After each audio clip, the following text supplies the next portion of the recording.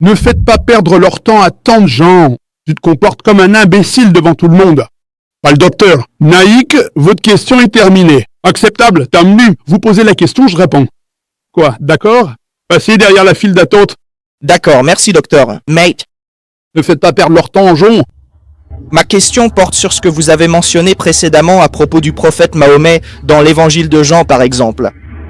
Mais ma question pour vous est, quelles sont vos références? Ce dont je veux parler avec vous, c'est lorsque vous dites que le prophète Mahomet est dans l'évangile de Jean.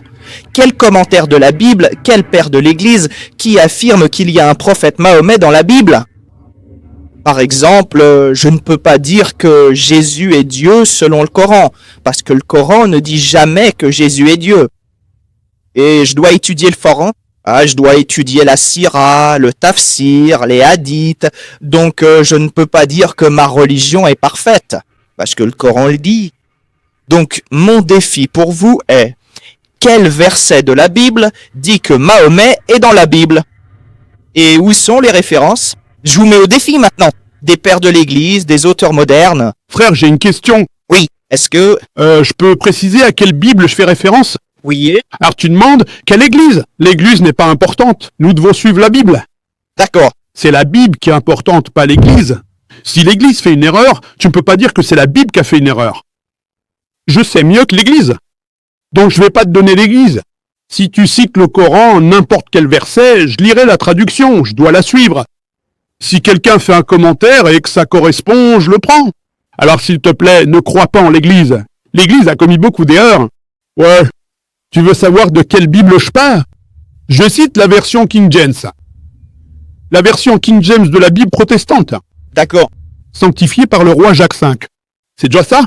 Je t'ai donné la référence, maintenant je vais te citer mot à mot. Tu veux que je te cite l'Ancien Testament ou le Nouveau Testament?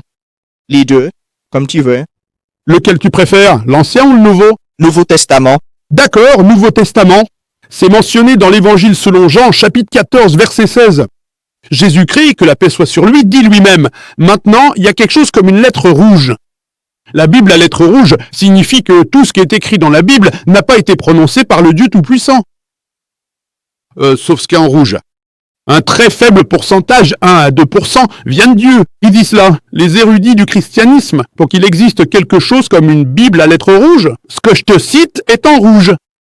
Un très faible pourcentage, moins de 1% de la Bible, est en rouge. Je cite avec les paroles principales du Dieu Tout-Puissant. Évangile selon Jean, chapitre 14, verset 16, dit « Jésus-Christ, que la paix soit sur lui, lui-même, dit « Je prierai mon Père de vous donner un autre consolateur qui demeurera avec vous pour toujours. » De plus, Évangile selon Jean, chapitre 15, verset 26. « Quand le consolateur viendra, celui qui est envoyé par mon Père, il me glorifiera. » Évangile selon Jean, chapitre 16, verset 17. Il vous est avantageux que je m'en aille, car si je m'en vais pas, le consolateur ne viendra pas. Mais si je pars, je vous l'enverrai maintenant. La Bible n'est pas en anglais, mon frère. Sais-tu que la Bible n'est pas en anglais? La Bible n'est même pas en hébreu. La Bible en langue hébraïque, le Nouveau Testament se trouve dans la Bible grecque. Non, ce n'est pas en hébreu. Vos connaissances sont limitées. Nouveau Testament en grec, docteur. Chevalier. Oui, Non. le Testament est en grec et en araméen. La Bible hébraïque actuelle est une traduction du grec et de l'araméen. Montre-moi. Viens, Les manuscrits. il n'y a aucun manuscrit. La Bible originale n'est pas en hébreu, le Nouveau Testament. Elle est en grec et en araméen. J'ai dans ma bibliothèque. J'ai 200 types différents de Bibles. Ce que je vous cite vient de l'Évangile. Je vous cite la version King James. Maintenant, laissez-moi vous dire, laissez-moi finir ma réponse. Le mot utilisé ici en araméen pour désigner une consolatrice est paraklétos. Mais dans le manuscrit original, paraklétos, ils l'ont traduit par consolateur. Quel est le nom des manuscrits? Je vous parle de la version du roi Jacques. Version du roi Jacques. Non, du grec ou de l'araméen? L'araméen, mais vous ne comprenez pas l'anglais. D'accord. Les manuscrits sont en grec et en araméen, 2 langues. Je vous cite la référence. Si vous ne comprenez pas, le problème vient de vous. L'original, je vous cite le mot araméen. Paraklé. Paraklétos signifie en réalité un bon ami. Mais ils le traduisent par consolation. Dans le manuscrit original, il est écrit Périclétos et non Paraclétos.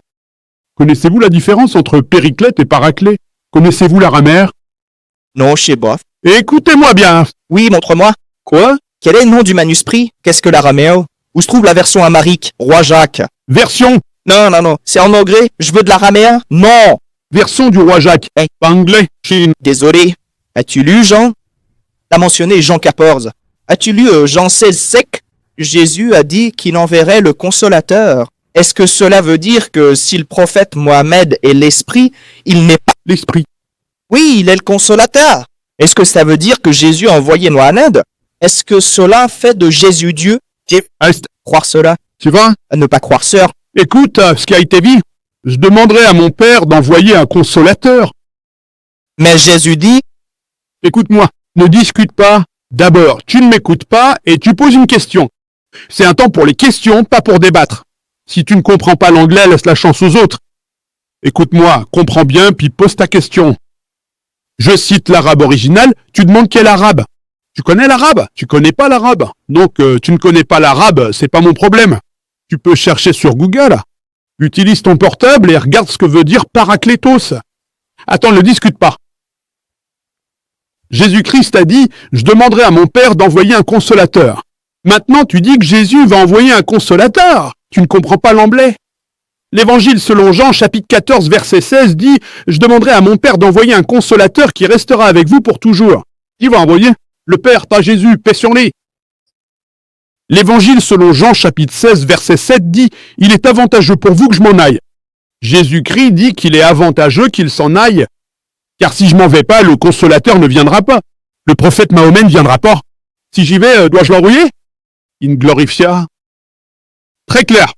Si vous ne comprenez pas l'anglais, c'est pas mon problème. Je reviens à la version originale. Le mot original est Périclétos. Périclétos, en traduction, signifie digne d'éloge. Si vous traduisez louable en arabe, cela signifie Mahomet. Ainsi, Mahomet est mentionné nommément dans le Nouveau Testament sous le nom de Périclès. Il est également mentionné dans l'Ancien Testament. Cantique des Cantiques, chapitre 5, verset 16. Ikma Mohamed Hakim Beaoum Wamedim. Zaïdou Zizaïla Boachevozael. Le mot est Mohamedim. Dans les langues sémitiques, on ajoute im par respect. Ils ont donc ajouté im au nom de Mohamed pour devenir Mohammedim. Et ils traduisent cela par « sa bouche est plus douce, il est tout à fait charmant, il est mon bien-aimé ». Aux filles de Jérusalem, ce sont des références. De plus, dans l'évangile selon Jean chapitre 16, versets 12 à 14, Jésus-Christ en parle et dit « J'ai encore beaucoup de choses à vous dire, mais vous ne pouvez pas les porter maintenant. Car lorsque l'Esprit de vérité viendra, il vous guidera dans toute la vérité. Il ne parlera pas de lui-même, tout ce qu'il dira, il me glorifiera. » Ça ne peut pas être le Saint-Esprit. Le Saint-Esprit ne peut pas être. Casseux. Frère, peux-tu t'abstenir d'interrompre l'orateur, s'il te plaît? Je vous ai lu les règles de la question et de la réponse. Session. Je pense que vous ne comprenez pas l'anglais. Quand on pose une question, il faut écouter la réponse. Merci de rester silencieux jusqu'au bout de la réponse. Vous pourrez ensuite poser une question.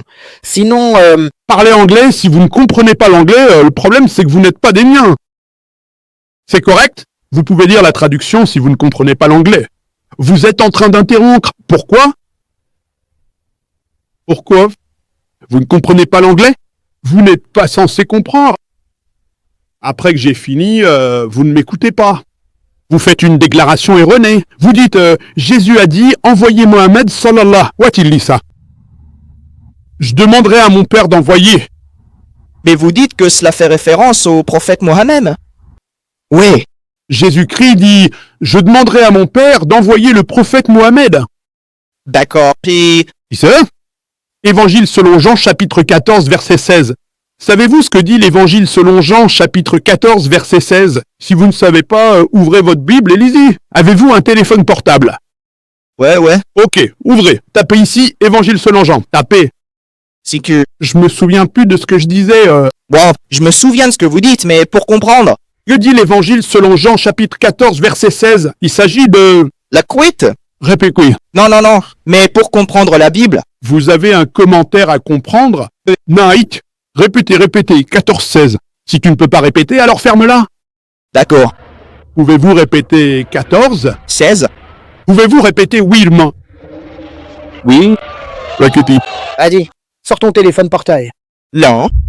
Si tu ne sais pas par cœur, je te donne une chance d'ouvrir ta Bible.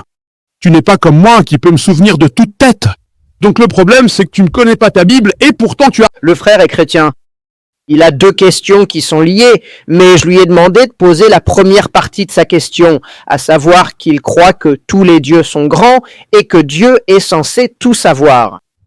Dans ce cas, quel est le but de notre création puisqu'il connaît tout du passé, du présent et du futur?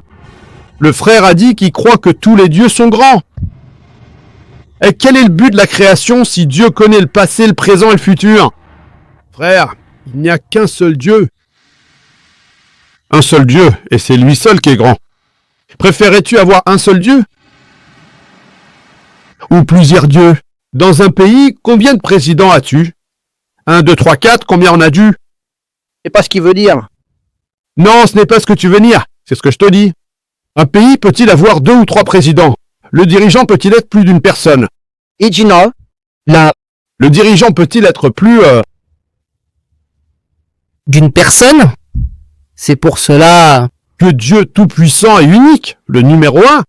Sous son autorité souveraine, il se trouve de très nombreux messagers célestes, mais le Seigneur Dieu demeure l'unique et le seul véritable. Il est le seul à être le plus grand. Et la Bible dit, lorsque Moïse a été interrogé dans le livre du Deutéronome, chapitre 6, verset 4, Moïse, paix sur lui, répète ce que Dieu a dit. Lorsque Jésus, paix sur lui, a été interrogé, c'est mentionné dans l'Évangile selon Marc, chapitre 12, verset 29. Quel est le premier des commandements? Jésus-Christ, paix sur lui, répète mot pour mot ce qu'a dit Moïse, paix sur lui. Écoute, Israël, le Seigneur, notre Dieu, est un seul Dieu. Si vous lisez le Coran, dans la sourate Al-Ikhlas, chapitre 112, verset 1, « Qul huwa Allahu ahad » dit « Allah est un et unique ». Donc si vous êtes chrétien, si vous croyez en la Bible, si vous êtes musulman, croyez au Coran, vous devez croire qu'il n'y a qu'un seul Dieu. Comment pouvez-vous dire qu'il y a plusieurs dieux? Cela signifie que votre connaissance de la Bible est faible. Maintenant, il dit qu'il voulait dire qu'il n'y a qu'un seul Dieu. Et il connaît le passé, le présent et l'avenir, et il sait qui ira au paradis, qui ira en enfer. Alors pourquoi Dieu a-t-il créé des hommes qui commettraient le péché? Mashallah, vous avez donc corrigé l'idée que l'affirmation selon laquelle tous les dieux sont grands est fausse. Il n'y a qu'un seul Dieu et il est demandé. Il connaît le passé, le présent et l'avenir. Pourquoi a-t-il créé des hommes qui vont commettre des péchés? Il a ajouté ça. D'abord, il n'a pas posé cette question. Allah explique la raison de la création dans la sourate Ad-Dariyat, chapitre 51, verset 56, où Allah dit « Wama khalaqtul jinna wal ins illa liya'budun » c'est-à-dire « Nous n'avons créé les djinns et les hommes que pour qu'ils m'adorent ». La raison pour laquelle Dieu a créé l'être humain, c'est pour qu'il l'adore. Maintenant, il nous met à l'épreuve. Allah dit dans la sourate Al-Mulk, chapitre 67, verset 2, « C'est Allah qui a créé la mort et la vie afin de vous éprouver et de voir qui parmi vous agit le mieux. » Donc Allah nous a envoyés dans ce monde comme une épreuve. Il sait que certains réussiront, d'autres non. Certains échoueront. Nous sommes donc en train de passer cette épreuve. Tout le monde ne réussira pas. Si tu fais l'ibada pour Allah, si tu adores le vrai Dieu, si tu ne lui associes pas de partenaire, si tu ne fais pas d'idole de lui et que tu suis ses commandements. Ibada signifie suivre les commandements du Dieu Tout-Puissant. Si tu suis les commandements du Dieu Tout-Puissant dans le Coran et les paroles du dernier et ultime messager, tu iras au paradis. Donc Allah sait ce qui est bien et ce qui est mal. Il est en train de nous tester. Comme lors d'un examen, l'enseignant te donne une feuille de test. L'enseignant sait tout. Mais pourtant, l'enseignant te pose une question, c'est vrai ou faux? Vrai ou faux? L'enseignant te pose une question. Elle sait tout. Maintenant, selon ta réponse, elle te donnera une note, que tu réussisses ou que tu échoues. Assalamu alaikum. Good day, my dear fellows. Hope you'll be fine. And best to your health and spirits. A very warm welcome to all of you. Okay, in this session, the question asked to Dr. Zakir Naik by a person, it has 3 parts. Number 1 part is concerned that where it's mentioned in the Bible about the arrival of Prophet Muhammad sallallahu alaihi wasallam. And secondly, which church and chapel is saying about it. And the third question is that is it the Holy Spirit? No, these are the 3 questions consecutively asked to Dr. Zakir Naik about the authentication of the Prophet Muhammad sallallahu alaihi wasallam in the Bible. Well, Dr. Zakir Naik, as we are all familiar with the fact that he's a learned man as far as the comparative religion study is concerned. And he asked that particular individual that, have you gone through the Bible? The person didn't answer the question properly. It was fumbled. And Dr. Zakir Naik then said to the person that we don't need any authentication from the church and a chapel. We don't need any recommendation from the father, the priest, and the person who's running the church, because it doesn't make any difference. The real thing which makes a difference is that it has to be mentioned in the Bible, the true testimony of the Bible. And it's been mentioned in the Bible very clearly in the chapter 14, verse 16. It's mentioned in the chapter 15, verse 26, and chapter 17 and verse 16 that there is the arrival of the Prophet Muhammad sallallahu alaihi wasallam. And the second thing is using the word prelikitos, which means praiseworthy. The praiseworthy means that the person who is a helper, who is a counselor, who is an assister, who is a mentor. So that particular term in Arabic is clearly referring to the arrival of the Prophet Muhammad sallallahu alaihi wasallam. So there is not even a fraction of doubt that it's not been mentioned.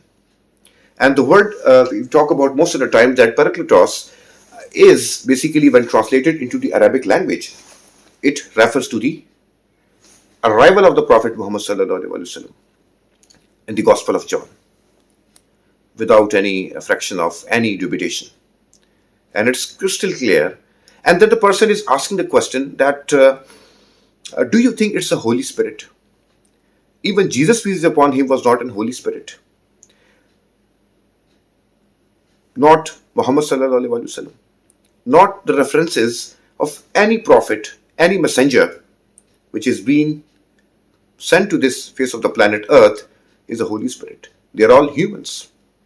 So the concept, and the person was making consistent debate with Dr. Zakir Naik. He's cutting the statements of Dr. Zakir Naik. He's not listening to the proper answers of him, and he's cutting his answers and asking some, confused questions that I'm not clear about these. And Dr. Zakir Naik say that, please, if you don't know the language, you haven't read the Arabic, you haven't read the English, you're not properly acquainted with the diction, and please go and refer different books. And he was not clear about the questions that he was not sure from where the Bible has been originated. The Bible wasn't translated from English to any other language. The original testimony of the Bible is in Greek and Hebrew. Dr. Zakir Naik said to the person, and the person was not knowing with the fact and making consistent debates, arguments, and pointless controversies with Dr. Zakir Naik. And then Dr. Zakir Naik replied that first go and consult and clear yourself with the views and then ask the questions, because the question he's asking was already so much confusing and they are not based on any points. They are pointless questions. But Dr. Zakir Naik replied with wisdom, logic, and rationality. Thank you.